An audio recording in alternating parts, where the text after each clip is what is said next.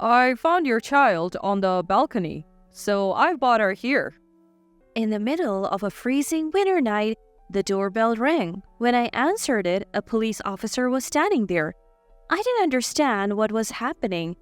After all, my only daughter was sleeping beside me. The officer had him with a girl about 5 years old, her lips blue and shivering coldly. "She's not my child. I don't know this girl." I tried to explain, but the officer seemed doubtful, saying he would take her to the hospital. The girl's hair was overgrown and completely unkempt. Her dirty clothes had holes in them and they didn't look like they had been washed. She appeared the same age as my daughter but was very thin. Who is this child? Why was she on my balcony? Little did I know that the turmoil this girl would soon bring into our lives. My name is Janice. I'm a 32-year-old office worker.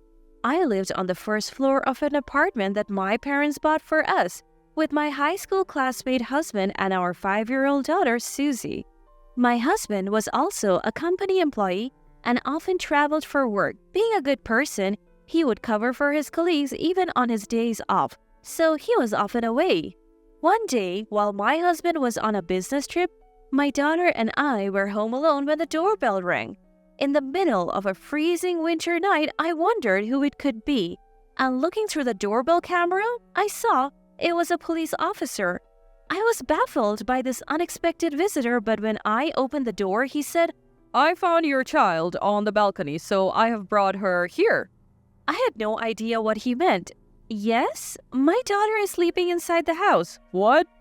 The officer's eyes went wide, but I was the one who was really shocked. How had that girl gotten onto the balcony while I was asleep? I hadn't heard a thing.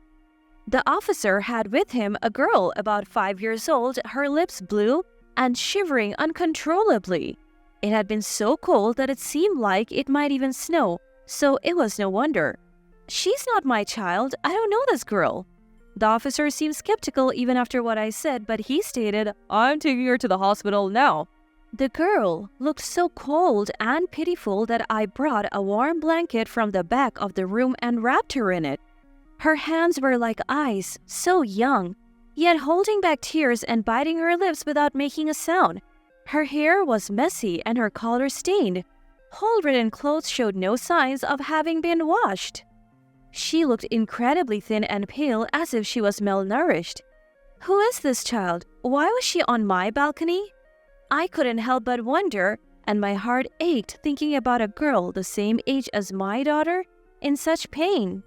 I couldn't sleep much that night, worried about her. And morning came. That's when I got a call from my husband. Anything unusual happened while I was on my business trip? Well, yes, a strange girl was on our balcony. The police took her and they're taking her to the hospital.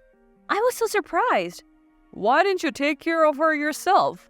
What? But she's a stranger. What could I do? You're a mother too. You should have taken care of that little girl instead of handing her over to the police. Isn't it sad? I was baffled by my husband's sudden anger. Why did he know the girl was young? We hadn't even talked about that. I questioned him, but his answer was lacking in clarity. No, actually, she's the daughter of an acquaintance of mine. Her mother's gone, and I felt sorry for her, so I brought her yesterday. I thought you would take care of her. What? You weren't on a business trip? You need to explain the situation clearly. My husband apologized, but I couldn't believe that he had left such a small child on the balcony on such a cold day. Even if he had dressed her warmly, she could have easily frozen to death. So what are you doing and where are you now? My husband said he was in the middle of searching for the girl's mother, but I felt like he was hiding something. Later on, after returning from his business trip, my husband gave some explanation, picked up the girl from the police, and shockingly left her with me. Did you find her mother? What about her father? No, I haven't found them yet. The father, I don't know. So who's the acquaintance you mentioned? Well, that's just a casual acquaintance. Let's leave it at that. I'm going on another business trip soon. Wait a minute, what about this girl? My husband ignored my plea to stay and left, leaving the girl behind. I felt something was off about my husband's behavior, so I searched through his belongings and found something in the inner pocket of his suit. Shocked by the content, I quickly called my husband, but I couldn't get through to him. Suddenly, I noticed my daughter Susie and the little girl looking up at me anxiously. What's your name? Ashley? Ashley nervously answered in a small voice, told me she was the same age as my daughter, 5 years old. When I smiled gently at her, she looked at me with surprise, then laughed cheerfully, clutching her rumbling stomach. You must be hungry, right? Yes. I made Hawaiian plate lunches for my daughter and Ashley. They stared at the food in curiosity and then began to devour it. They ate so fast that their faces were covered in sauce.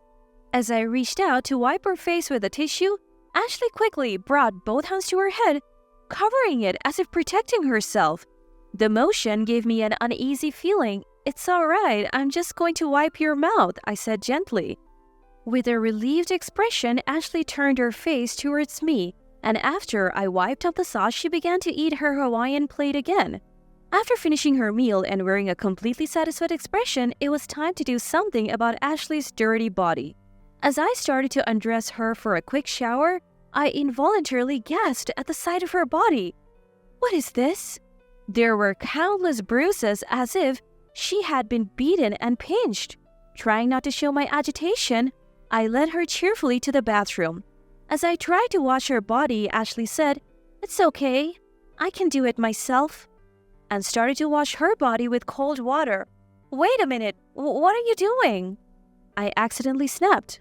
She looked up at me with a puzzled face and said, Ashley always does it like this. What? Washing your body with water? I asked. She nodded at my question, and as she tried to pour cold water over herself, I hurriedly stopped her and washed her whole body cleanly with soap. Afterwards, I poured warm water over her and she murmured, "It's warm," with a contented look. It turned out that she rarely got to shower at home, and when she did, her mother would tell her to wash with water. The fact that she accepted this as normal without questioning, it made my heart ache. After the bath, I dressed her in my daughter Susie's clothes and neatly arranged her hair. Ashley looked completely transformed. My daughter and Ashley look just like sisters when they stand together. I looked at my daughter and Ashley, whose faces seemed to remind me of each other with a warm smile. Ashley was an obedient and gentle child, and I could tell she was longing for affection. She would come by my side as I cooked, tug at the edge of my skirt and laugh. And when it was time to sleep, she would hold my hand and never let it go. Susie also grew fond of Ashley, and the two became close like real sisters. A week went by and I still couldn't get in touch with my husband. Ashley's mother said she knew my husband, but I couldn't keep caring for a little child on just that information. I gave up on contacting my husband, consulted the police, and Ashley had to be sent to a facility.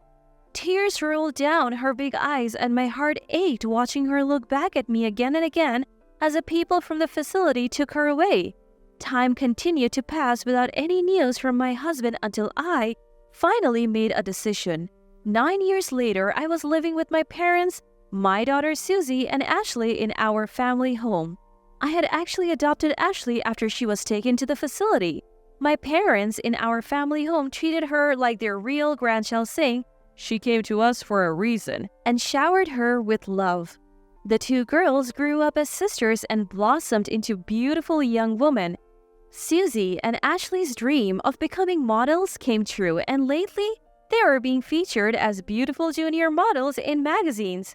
Stepping into the glamorous world, the two were thriving and wore vibrant expressions on their faces. One day, the doorbell rang at our family home, and when I opened the door, there stood my ex-husband Philip, looking poor, down and out. A stranger who introduced herself as Joanna was with him. Not wanting to argue in front of the neighbors, I let them inside. Then, sitting on the living room sofa, the two abruptly began to speak. In truth, Ashley is my child." Philip, who hadn't contacted me in 9 years, said this without even apologizing. I was so stunned that I let out a big sigh. "She looks just like you. I thought it might be you, so is that woman over there your partner?" In response to my question, Philip nodded and began to tell the story of how he met the woman. Joanna had been working part-time at a bar Philip frequently visited. Even knowing that he was married with children, they got along and she became pregnant with Philip's child, giving birth to Ashley. However, Philip lacked decisiveness and didn't divorce me right away. Joanna grew tired of childcare and abandoned her role as a mother. In desperation, Philip thought of having me raise the child. It was an overly naive story, but what surprised me was not just that. Please, give Ashley back to us. My ex-husband suddenly stood up from the sofa and made an outrageous request, almost in tears, along with a deep apology. What? I happened to see a magazine and was surprised. She's grown up so well. Isn't she popular? So what? It has nothing to do with you two. But I am Ashley's real mother. You are just a fake after all. How dare you say such a thing without contacting me all this time? Then, Philip, who had been on his knees on the floor, grabbed my leg with a pathetic look on his face. We don't have any money and are in trouble. Ashley's our only hope. Give her back. How awful! You plan to make her work and live off her? No way! What? You're using Ashley to make money, aren't you? That's not fair. Stop making false accusations. I'm saving the children's money on their banking cards. Ashley is my child too. I will never hand her over. Then, Joanna suddenly rises from the sofa, launching at me with an air of recklessness that sends shiver down my spine. What are you doing to my mom? Stop it. In the scene bursts Ashley, my daughter. She spreads her arms wide, blocking my path, and glares at Joanna. Ashley, you've grown so beautiful. Remember me? I'm your mom. Let's go home together. You're not my mother. Get out of this house now. Ashley broke down in tears, clinging to me. Although Ashley was very young at the time, it seems a faint memory of the terrible treatment she endured remains. Ashley, dear, that's just a misunderstanding on your part. See, you were so young back then. In response to her flimsy excuses, I produced a note and photograph that I had found in Philip's suit back then. The note read, I don't want to raise a child. I can't find Ashley cute. Get rid of her somewhere. If you won't marry me, let's run away together. And the photograph showed a young Ashley covered in bruises. I also had the hospital medical report, of course.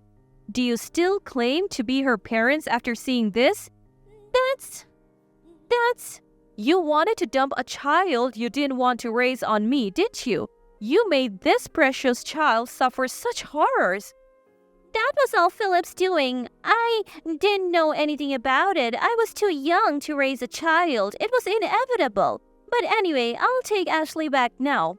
Unfortunately, that's not going to happen. I have legally adopted Ashley, so I am her parent. Oh, what? That has to be a lie. The mention of the law quickly deflated Joanna's momentum.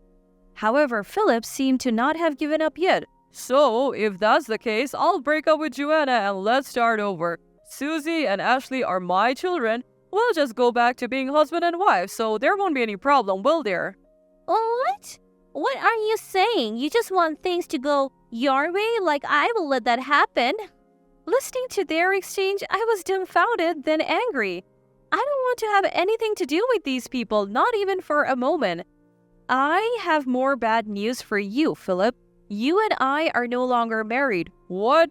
3 years after you went missing, I filed a lawsuit and was granted a divorce. Hey, what are you doing on your own?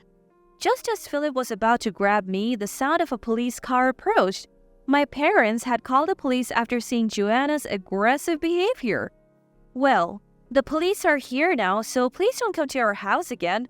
No way, please forgive me. I'll give up on Ashley, but at least lend me some money. Philip put on a disgraceful show to the very end. Afterwards, he and Joanna were dragged away by the police. I plan to make sure Philip pays the alimony and child support in full. The two of them, cut off even from friends and family, will likely continue to struggle.